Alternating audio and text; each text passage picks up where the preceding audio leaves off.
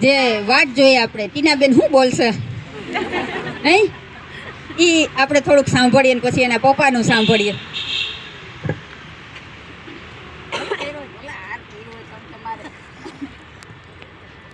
જય હિન્દ, જય ભારત.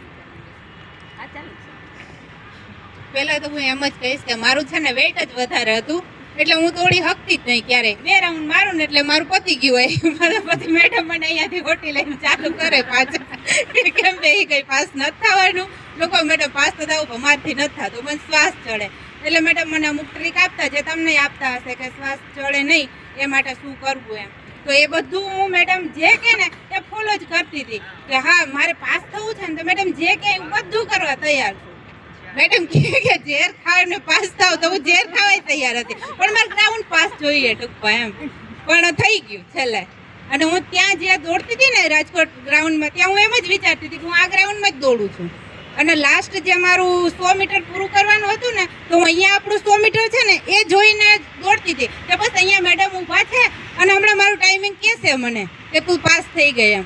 તો હું ઓલરેડી મેન્ટલી ત્યાં હતી જ નહીં, મેન્ટલી હું અહીંયા જ હતી કે હું રાજકોટ છું એવું મારા મનમાં ક્યાંય હતું જ નહીં. હું એમ જ હતી કે હું મારા ગ્રાઉન્ડમાં દોડું છું, આ 100 મીટર પતી જાય ને એટલે મેડમ મને કહેશે કે આજે તારું ટાઈમિંગ આવી ગયું. હું ટાઈમિંગ જ લેતી હતી ન્યાય, હું તો ગઈ જ નહોતી. મેં આવીને કીધું તો સોનલબેન મને કહે કે તમે એક્સપિરિયન્સ કરવા ગયા હતા કે રિયલી રનિંગ કરવા ગયા હતા.